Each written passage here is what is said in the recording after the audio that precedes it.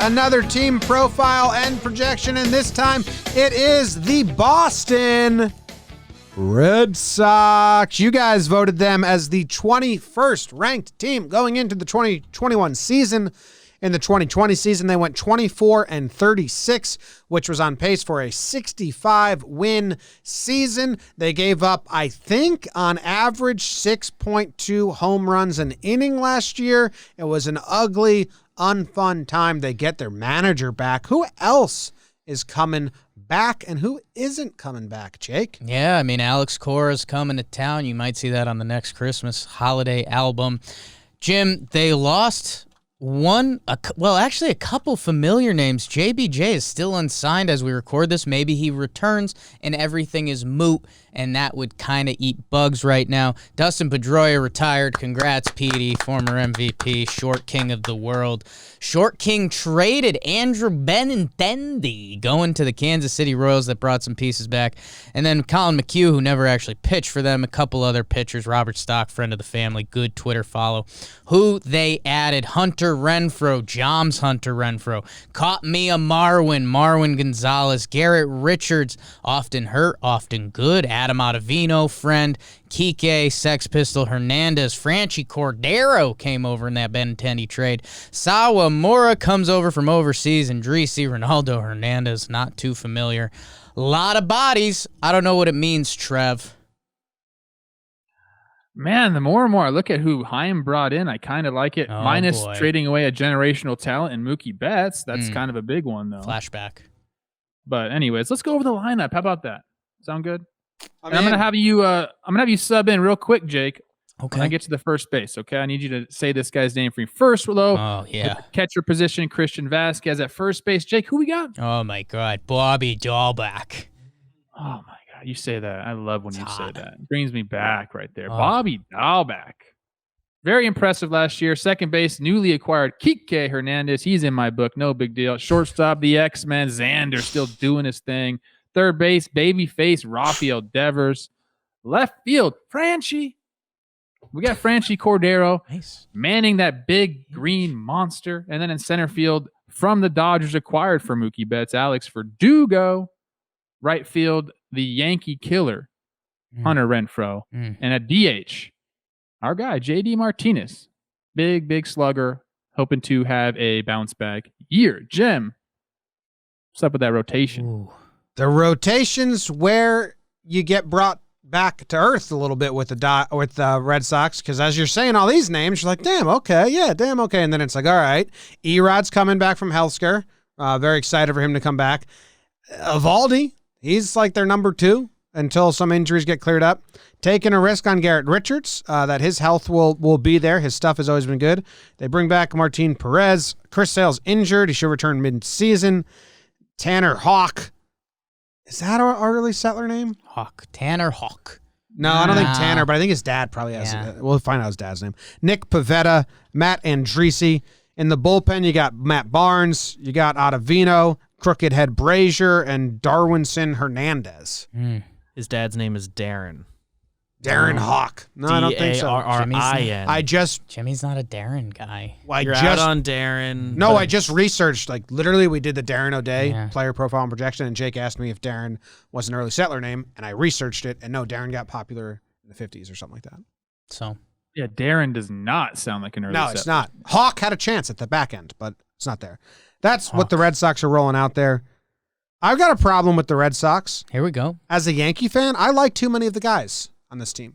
Oh, I do too. Why am I liking this Red Sox? Obviously, right? I like Ottavino. Yeah. I like Kike. Yeah. I like Verdugo. Yeah. Who else do I like? Rooting for Garrett Richards. Devers. Yeah, I don't mind Devers. Devers is fun. I like Devers. Bogart? I don't have even Renfroe's your guy. You like watching him play. You're entertained. I like watching him play defense. I like watching him play defense. What's that? An electric moment last year for Hunter Renfroe. I think you're confusing people. Am I confusing him? You're confusing him with Brasso. Oh my God, I am. Yeah. I was giving him all the credit, like all offseason in my head. I was. I wondered why you said Yankee killer, because Hunter Renfroe couldn't hit a curveball. My bad. Life last year. Brasso.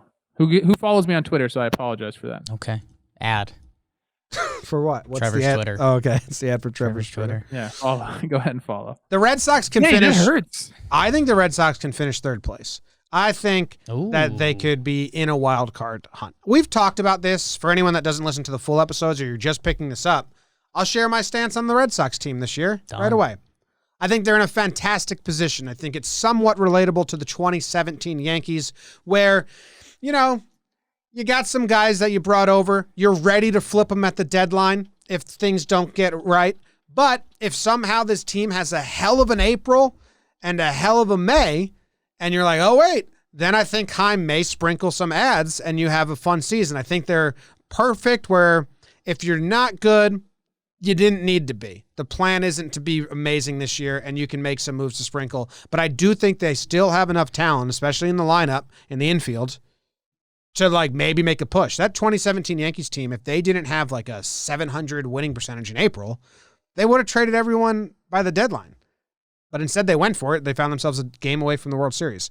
It's not an exact comparison, but I think as Red Sox fans, you're kind of in a state of, yeah, let's just roll the dice and fucking who cares either way. Yeah, I think the Yanks had a few more young bodies that year that were kind of coin flippy. I think this is where things do get exciting for the Red Sox. And hey, let's be honest, we try to keep ourselves in check. We are Yankee fans. We admit that. So Red Sox fans, call us out or don't call us out and say, wow, you guys did a great job. Yeah, you guys know more than us. And this is Talkin Baseball presented by DraftKings. Bang. Actual ad.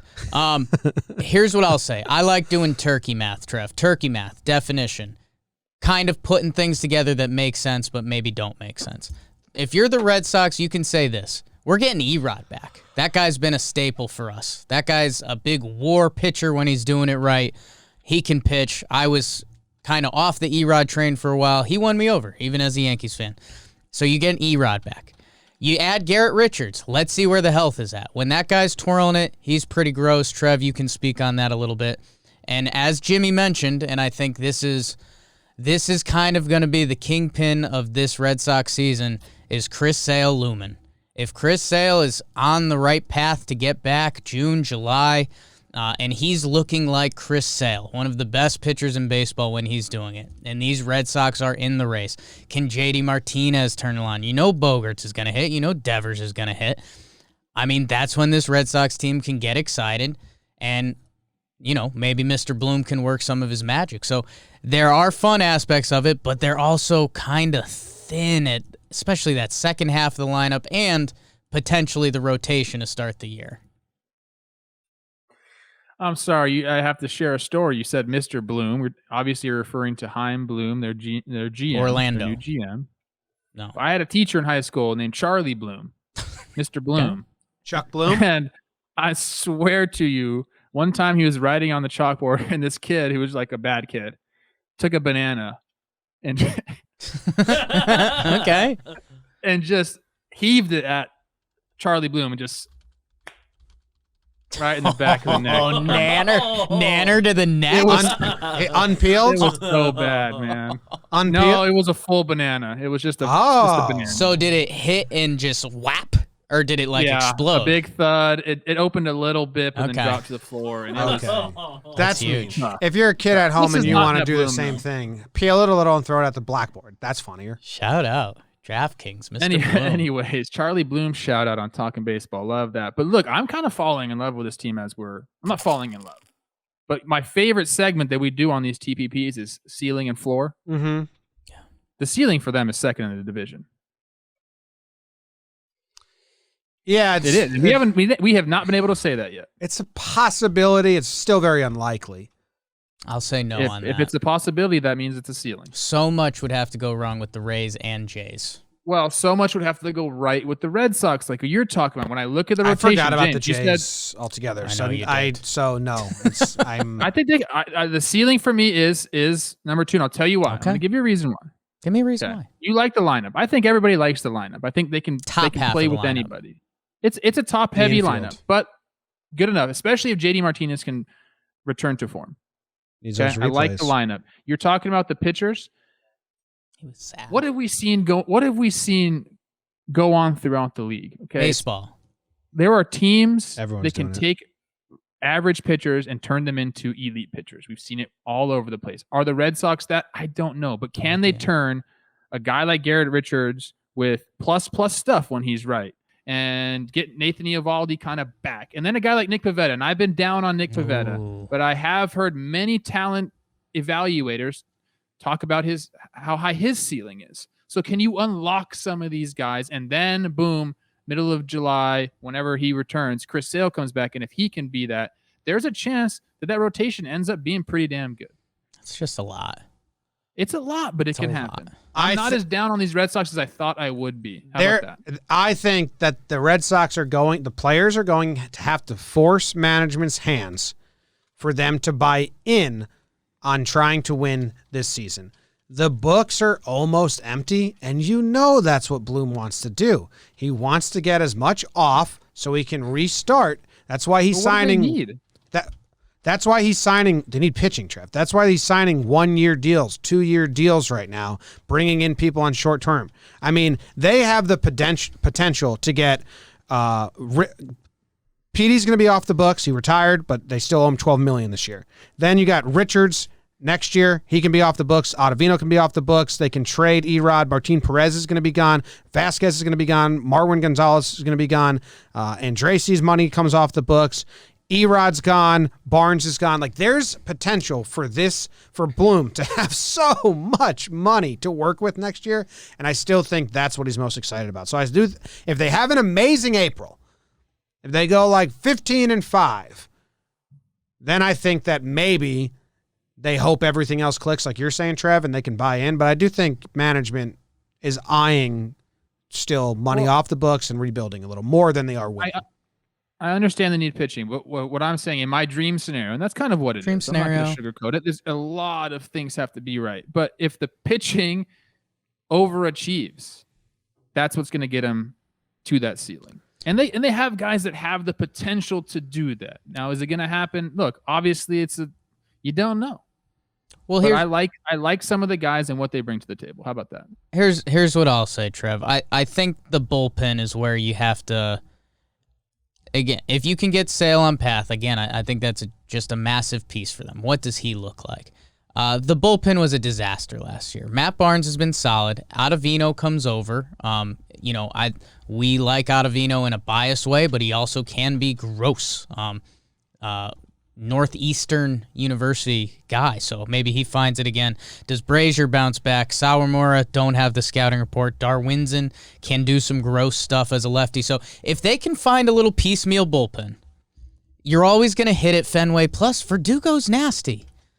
Bogarts is nasty. Devers is nasty. JD Martinez, a huge coin flip, and maybe the first half kingpin of this team to dictate where they're going to be around the trading deadline. Christian Vasquez has become underrated as a ball player.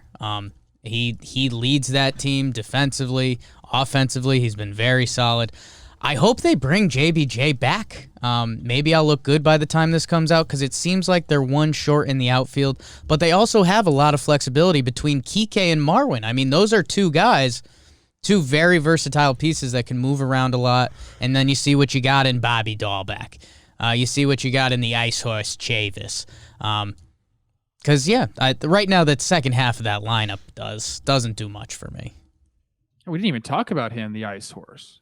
Right now they've got him projected in the minors. He's had a weird kind of go at it so far. Every time I feel like I'm watching him, he's hitting 450-foot homers, but I guess when I'm not watching him, it's not that good. Didn't we see him hit one? Yeah. Out of the Pittsburgh spring training facility? Over us. Yeah. He does it against the Yanks, too. There's one guy, I saw a tweet, and it was a Chris Sale and this guy, like, comparison. And I believe he was in the minor leagues with the Red Sox. And Chris Sale mentioned, like, can't wait to work with this guy. Don't know who that is. Can we find out who it is? Because, look, these are the types of things you love to talk about on a team profile and projection. If you got a guy that's mirroring Chris Sale and Chris Sale can mentor him, I mean, that's all you need. I think it's Jim's guy, Ryan Weber. No. Mirroring Chris Sale. Is it Tanner Houck? Is that So Houck came out and maybe pitcher? He's No, a it's righty, lefty. but it does come at a gross angle, so maybe that was it, and he got some big league innings.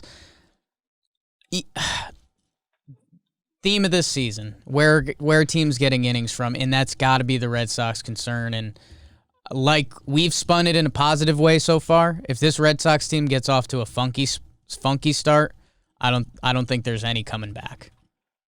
Because I very much believe in the Yankees, Rays, and Jays. Cutter Crawford? It was Tanner Houck.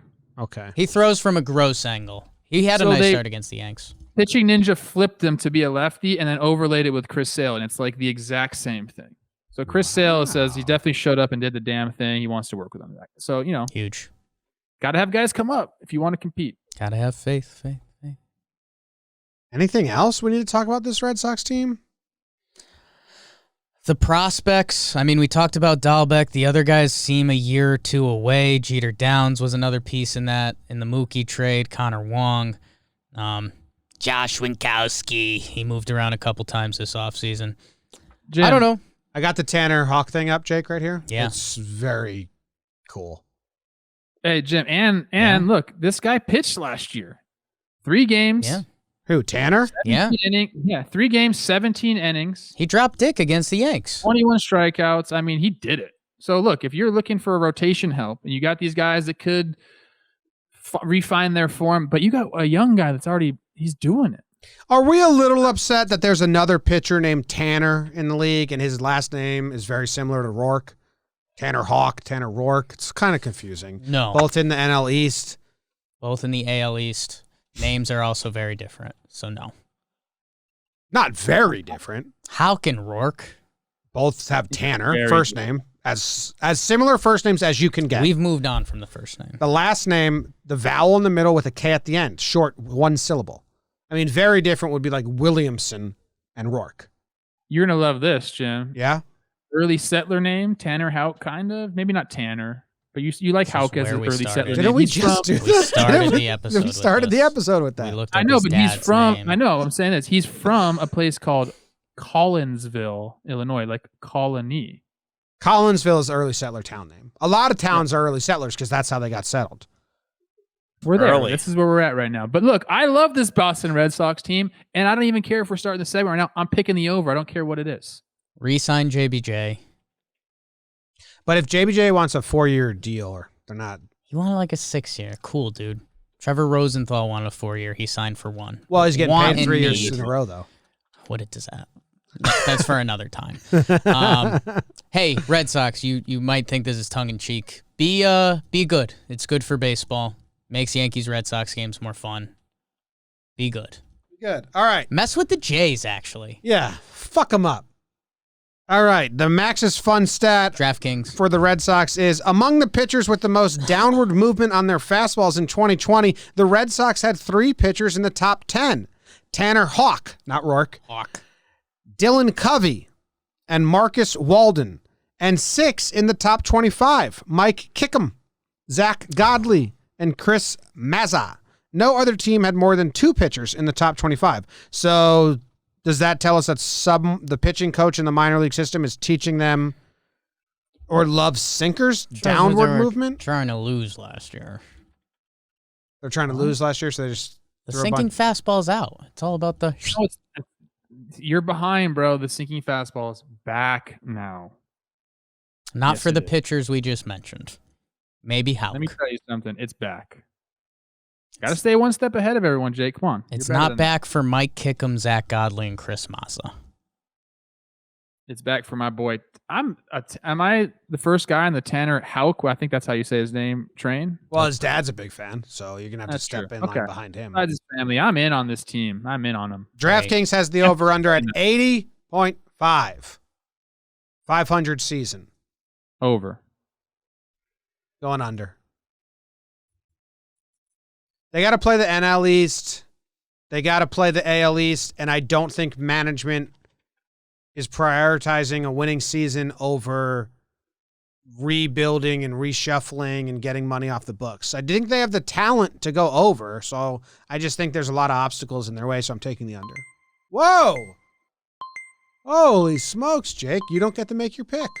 Odorizzi and Bradley, and then I take it, but they don't have them right now, so I will pass under.